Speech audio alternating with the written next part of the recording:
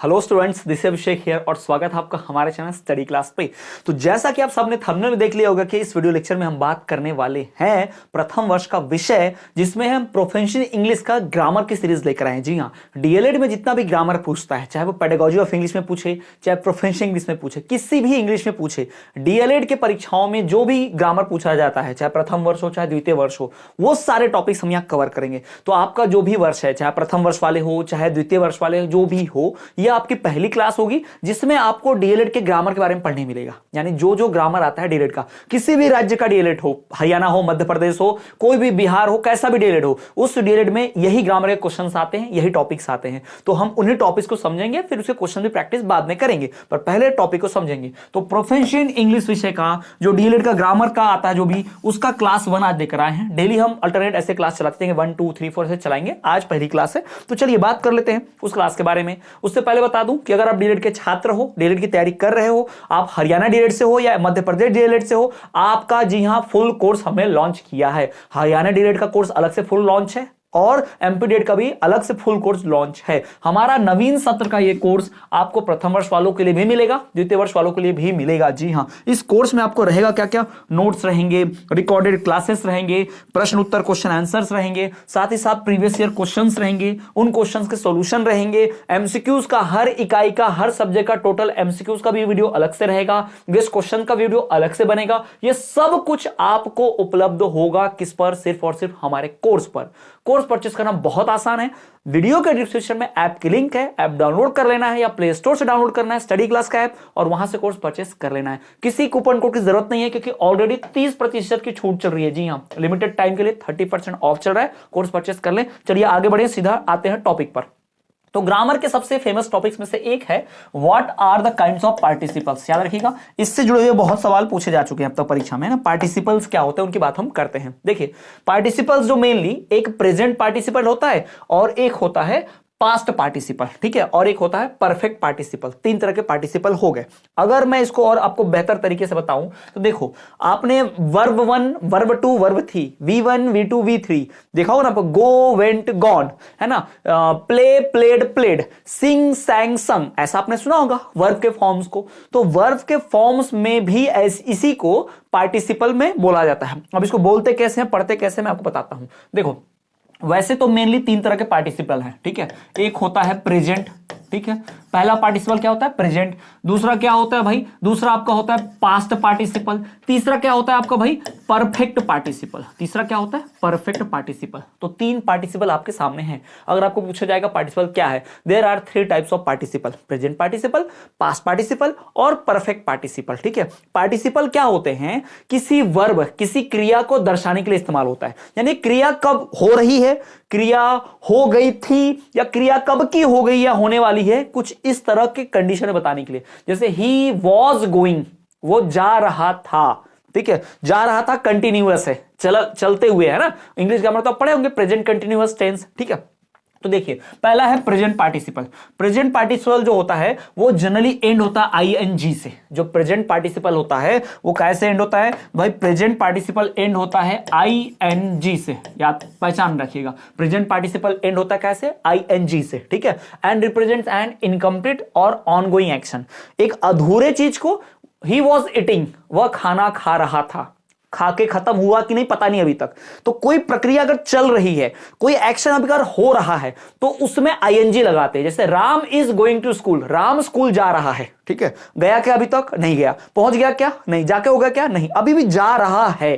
तो कोई एक्शन जो चल रहा है, तो इसे बोला गया ना ऑनगोइंग एक्शन। क्या बोला गया उसे, ऑनगोइंग एक्शन। इसे ही प्रेजेंट पार्टिसिपल कहते हैं। और एक मजे की बात, प्रेजेंट पार्टिसिपल का ही नाम क्या है, एक्टिव पार्टिसिपल।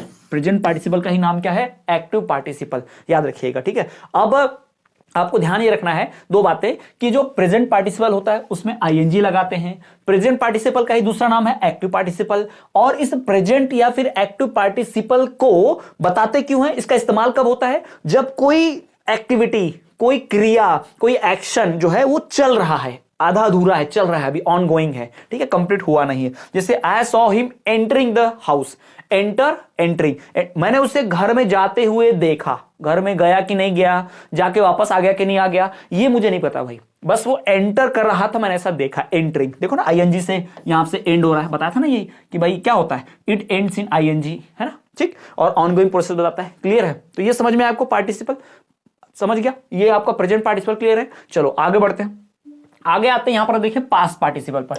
दूसरा नंबर हमारा क्या है, पास्ट पार्टिसिपल। अब जैसे कि प्रेजेंट पार्टिसिपल आईएनजी से खत्म होता था, जैसे working, playing, going, entering, shouting, listening, reading, watching, ING से एंड हो रहा है, उसको बोलेंगे अपन प्रेजेंट पार्टिसिपल। अब पास्ट पार्टिसिपल किसको बोलेंगे, ही इज प्लेइंग नहीं, ही प्लेड, वो प्लेड, उसने खेल लिया, है ना, वो ही रीड।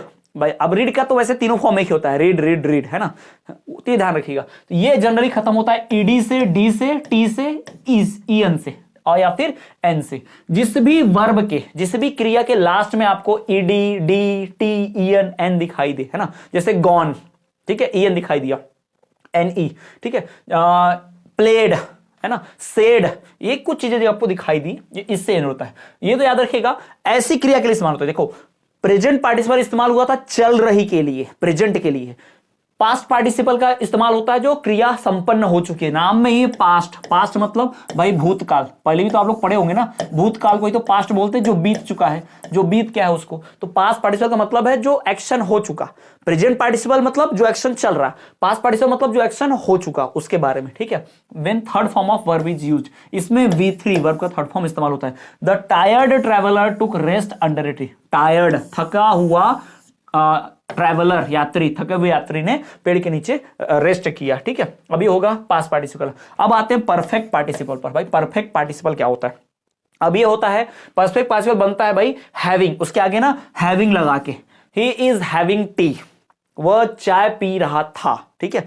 तो जिस भी चीज के, अब वैसे तो आप देखोगे ये जो परफेक्ट पार्टिसिपल है ये बनता पास्ट पार्टिसिपल से ही है। जैसे कि कोई पास्ट वाला पार्टिसिपल हो, ठीक है, उसके पहले आपको क्या लगा देना है, हैविंग, ठीक है, having.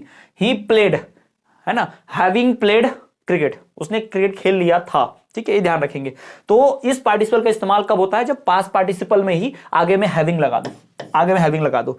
This participle represent an action completed some time in the past, past में कभी हुआ होगा, है ना। ही वॉज हैविंग टी, वो चाय पी रहा था। ही वॉज हैविंग डिनर, वो खाना खा रहा था अपना, ठीक है, डिनर खा रहा था। अब समय में हुआ होगा, पास्ट में कभी कुछ हुआ होगा तब की बात है, ठीक है। तो ये ध्यान रखें, he had done his homework, उसने अपना काम कर लिया। हैव, हैज, हैड, हैविंग, ये शब्द आपको दिखाई दे तो समझ जाना क्या है वो परफेक्ट पार्टिसिपल। पार्टिसिपल समझ में होगा, क्लियर आ गया होगा। प्रेजेंट में क्या होता है, प्रेजेंट में आईएनजी लगता है ना, और आप आते हैं पास्ट में, वहां ईडी, ईएन, एन लगता है। और फिर आते हैं परफेक्ट में, परफेक्ट में पास्ट के पहले हैव, हैड लगा देते हैं, खत्म हो गया तीनों पार्टिसिपल। आगे बढ़ते, आ जाओ। अगला देखेंगे भाई टेंस।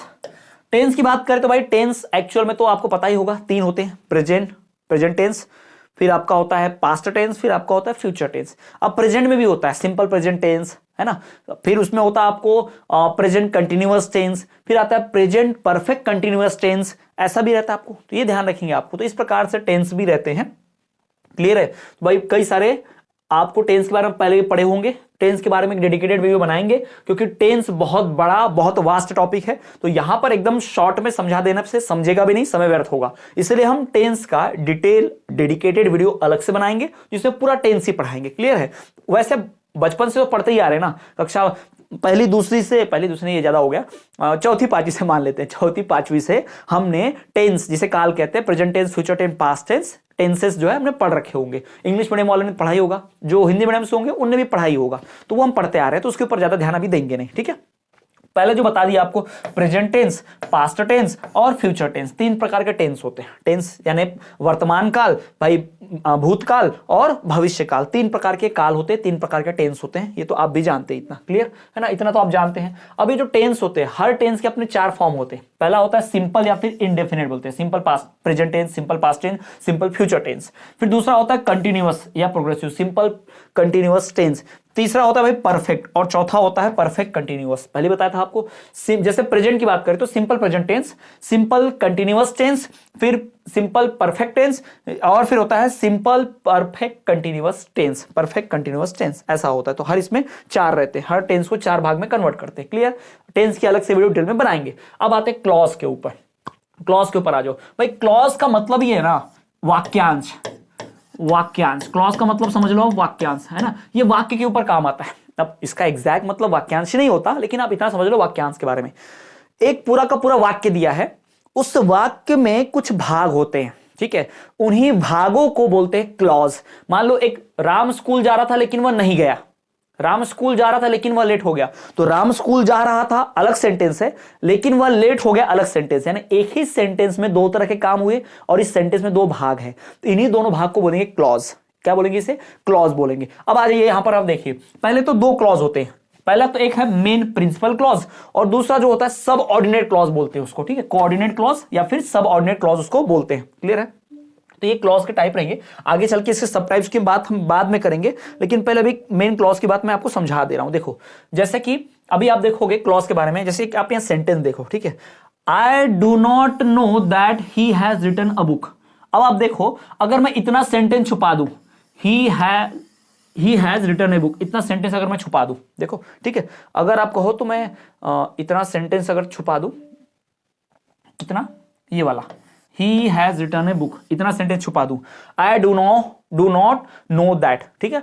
अब इतना भाग अलग वाक्य है, इतना भाग अलग वाक्य है, ये तो समझ में आ रहा। तो जिस वाक्य में जितने भाग होते हैं उसमें उतने क्लॉज होते हैं, ठीक है, जिस वाक्य में जितने भाग होंगे उतने क्लॉज होंगे। यहां पर कितने भाग दिख रहे हैं? दो। चलो अब ये भी समझ में नहीं आ रहा तो भाग कैसे निकालते हैं। मैं जा रहा था लेकिन गिर गया, तो मैं जा रहा था, जहां मैंने अटका, जहां मैंने बोलना चेंज किया, जहां मेरी टोन चेंज हुई, मैं जा रहा था लेकिन मैं गिर गया। वो पढ़ रहा था लेकिन सो गया, तो ये लेकिन, वो जा रहा था और खा रहा था, तो ये जा रहा था और से जुड़ा खा रहा था, तो खा रहा था अलग सेंटेंस, और से जुड़ा हुआ है ना। तो ध्यान रखना, जब भी सेंटेंस में दो भाग मिले, जब भी सेंटेंस में आपको चेंज करना पड़े, जब भी सेंटेंस में आपको टोन बदलना पड़े, है ना, बात बदलनी पड़े, तो आपको वहां पर उतने क्लॉज मिलेंगे। यहां पर आई डू नॉट नो, मुझे नहीं पता, भाई परफेक्ट मीनिंग पता चल रहा है। He has written a book, उसने एक किताब लिखी है। अब यहां पर आपको दो क्लॉज मिल गए। क्या है ये? दो क्लॉज। अब एक बात ध्यान रखना कि जिस भी शब्द के भाग मतलब वाक्यांश के, अब देखो हम सिर्फ इसको पढ़ते हैं, आई डू नॉट नो दैट, मुझे नहीं पता, इससे पूरा मतलब पता चल रहा है कि ये बोल रहा है व्यक्ति किसको नहीं पता। He has written a book, उसने एक किताब लिखी है, इससे भी मतलब पता चल गया। बट हमें यह पता नहीं चलेगा, कुछ ऐसे सेंटेंस भी होंगे जिसमें पहले वाले सेंटेंस को पढ़े बिना दूसरे बारे में पता नहीं चलेगा। अब देखो मैं अगर ये छुपा दूं, मान लो ये पूरा सेंटेंस हटा दूं, he has written a book, तो जरूरत ही नहीं है ना, आई डू नॉट नो, मुझे नहीं पता। अब किस चीज के बारे में बात चल रही है पता की जरूरत भी नहीं है, इस सेंटेंस का अपने आप पूरा मीनिंग है। तो अगर किसी वाक्य के भाग को दूसरे भाग पर डिपेंड नहीं रहना पड़ता, पहले तो वाक्य में दो भाग होते हैं, उन भागों को क्या बोलते हैं? क्लॉज। वाक्य के जो भाग होते हैं उन भागों को बोलते हैं क्लॉज। क्लियर हो गया?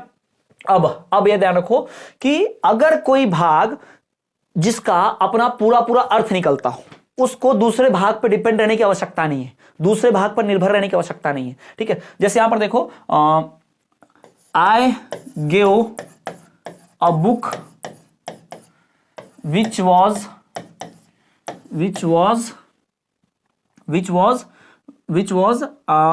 Given to me. अब ठीक है, चलो, which was given to me. अब इस सेंटेंस को देखो, ठीक है, अब यहां भी आप जान रहे हो कि हर सेंटेंस में जितने भाग होते क्लॉज होते।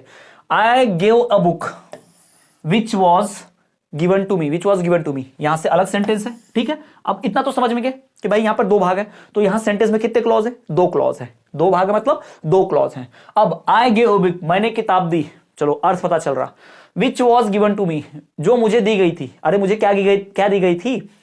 इस सेंटेंस के भाग को समझने के लिए इस सेंटेंस पर डिपेंडेंट रहना पड़ रहा, यानी ये सेंटेंस अपने आप में अधूरा है इसके बिना। तो जो सेंटेंस अपने आप में इंडिपेंडेंट होता है, जैसे ये है, आई गिव बुक, मैंने किताब दी, बस, अब आगे का मिटा भी दोगे ना, इतना काट भी दोगे, फर्क नहीं पड़ेगा। तो ऐसा सेंटेंस जो सेंटेंस के दूसरे भाग पर डिपेंड नहीं करता, उसको हम कहते हैं मेन क्लॉज या फिर प्रिंसिपल क्लॉज। क्या बोलते हैं उसे? Main clause. तो ये अपना मेन क्लॉज है, ठीक है। और सेंटेंस का जो भाग है ना, वाक्य का जो भाग पहले वाले पर डिपेंडेंट रहता है, यानी पहले वाले को समझे बिना, पढ़े बिना आप दूसरे का अर्थ पूरा पूरा नहीं निकाल सकते, तो ऐसे को बोलते हैं सबऑर्डिनेट क्लॉज, ठीक है, कोऑर्डिनेट क्लॉज या फिर सबऑर्डिनेट क्लॉज। क्लियर? अब समझ में आया होगा आपको, ठीक है।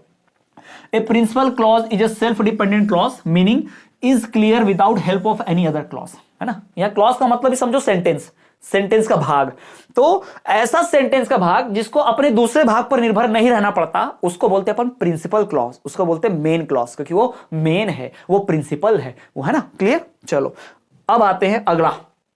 अगला है हमारा कोऑर्डिनेट क्लॉज। कोऑर्डिनेट क्लॉज किसे कहते हैं? बिल्कुल सिंपल, कि सेंटेंस के पहले भाग को ऊपर अगर दूसरे भाग को डिपेंड रहना पड़े तो दूसरे वाले भाग जो डिपेंडेंट है उसका नाम ही है डिपेंडेंट, तो भाई वो डिपेंडेंट क्लॉज या फिर सबऑर्डिनेट क्लॉज, कोऑर्डिनेट क्लॉज रहेगा। देखो, एक coordinate clause is also self dependent clause but it is a part of compound sentence, एक बड़े सेंटेंस का पार्ट होगा, ये ध्यान में रखना। He came and set in a chair, पूरे सेंटेंस का भाग होगा। क्लियर।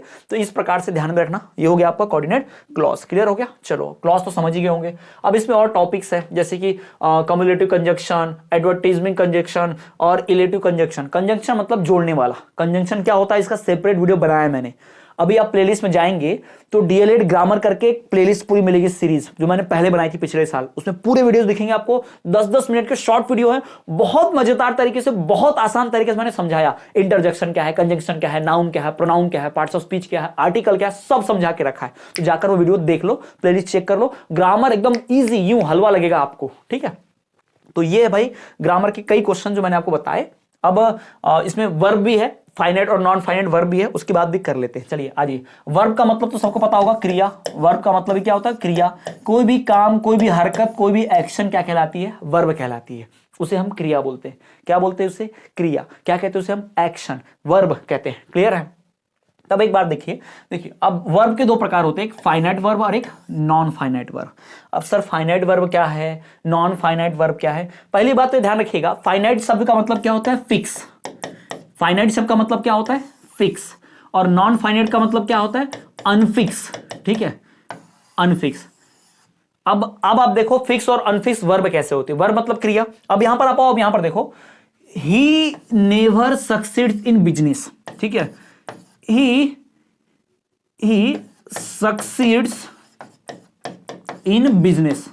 यहां पर मैंने दो सेंटेंस लिखा। ठीक है। अब देखो, सक्सीड का मतलब कामयाब होना, क्रिया है। कामयाब होना, कामयाब कुछ होने की क्रिया हो रही तो वो क्रिया हो गई, वो वर्ब हो गया। तो सवाल क्या दिया यहां पर? एग्जांपल देखो आप, एग्जांपल क्या दिया है? He never succeeds in business, he succeed in business. दोनों में सक्सीड क्या है? वर्ब है। दोनों जगह बिजनेस की बात है। ठीक है। पर अब आप देखोगे कि सक्सीड होने के ऊपर लिमिट लगी है। देखो, नेवर मतलब कभी नहीं, नेवर की जगह लिख सकते थे ही समटाइम्स सक्सीड, वो कभी कभी। ऑलवेज भी लिख सकते थे ही ऑलवेज सक्सीड इन बिजनेस। तो जब भी कभी किसी क्रिया पर, जैसे ये सक्सीड है, इसके ऊपर कोई लिमिट लगा दो, कोई फिक्स टाइम लगा दो, एक बार, दो बार, हमेशा, कभी कभी, कभी नहीं, हमेशा। तो जब उस क्रिया पर लिमिट लग जाएगी, उस क्रिया के ऊपर एक प्रॉपर टाइम लग जाएगा ना, तो उसको अपन बोल देंगे फाइनाइट, क्योंकि भाई फिक्स है। इसमें फिक्स कर दिया कि वो कभी सक्सीड नहीं हुआ, फिक्स है कि वो हमेशा सक्सीड हुआ, है ना। तो जब कभी क्रिया के ऊपर ऐसे शब्द never, always, sometimes, few times, है ना, तो ऐसे अगर कुछ शब्द आ जाए repeatedly, bar bar, again and again, यानी क्रिया के ऊपर, वर्ब के ऊपर लिमिट लग जाए, तो उसको अपन क्या बोलते हैं? Finite verb. उस क्रिया को क्या बोलते हैं? Finite verb. ठीक।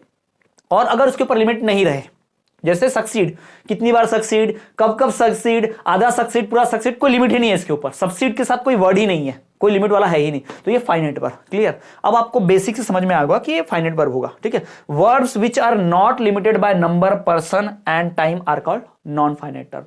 ऐसा कोई भी वर्ब जो नंबर, पर्सन या टाइम से लिमिटेड नहीं रहता, वो अपने लिए नॉन फाइनाइट है। और जो टाइम से, पर्सन से, व्यक्ति से लिमिटेड करके रखते हैं, उसको अपन फाइनाइट वर्ब बोलते हैं। क्लियर है। अब तो आपको समझ में आई हो गया भाई फाइनाइट, नॉन फाइनाइट। अभी सारे जो आप देखोगे जो वर्ब होते हैं उनके भी टाइप्स होते हैं। ठीक है। नॉन फाइनाइट्स के भी, नॉन फाइनाइट वर्ब के भी टाइप मिल जाएंगे। Infinitive, bare infinitive, to infinitive, ऐसे बहुत सारे टाइप्स होते हैं जो डिटेल में आपको पढ़ना ही नहीं है, आता भी नहीं है। वैसे तो पढ़ोगे पर आता है नहीं, जरूरत पड़ती नहीं है। ठीक है। चलिए अब आते हैं प्रीपोजिशन पे। प्रीपोजिशन क्या होता है? ऐसा कोई भी शब्द जो किसी वस्तु का स्थान बताए। जैसे अब ये पेन है, अब ये पेन मेरे हाथ पर है, the pen is in the hand या ऑन द हैंड या ओवर द हैंड। अब बोलो तो मुझे, तो चाहे इन, चाहे ऑन, चाहे ओवर, ये बात की बात है, पर जो भी शब्द हमें बताएगा कि पेन कहां पर है, यानी पेन का स्थान बताएगा, तो स्थान बताने वाले शब्द को अपन बोलते हैं प्रीपोजिशन। भाई नाम में ही है, प्रीपोजिशन, पोजीशन बताएगा कहां पर है, यथास्थान। ठीक है, तो देखो a preposition is a word usually placed before a noun और pronoun to show its relation with the other words in a sentence. वस्तु के साथ किस कहां क्या संबंध है। देखो नाउन प्रोनाउन तो समझता होगा, संज्ञा सर्वनाम नहीं भी समझता है कोई दिक्कत नहीं है, हमारी डीएलएड की ग्रामर की जो सीरीज है जाकर देख लोगे, सब समझने लग जाएगा। ठीक है, तो प्रीपोजिशन समझ में आया। प्रीपोजिशन क्या है, ये स्थान बताता है। जैसे देखो I placed a book on the table, क्या है इसमें preposition, on. Distribute the sweets among children, किसमें बांट दो, बच्चों में बांट दो, अमॉन्ग।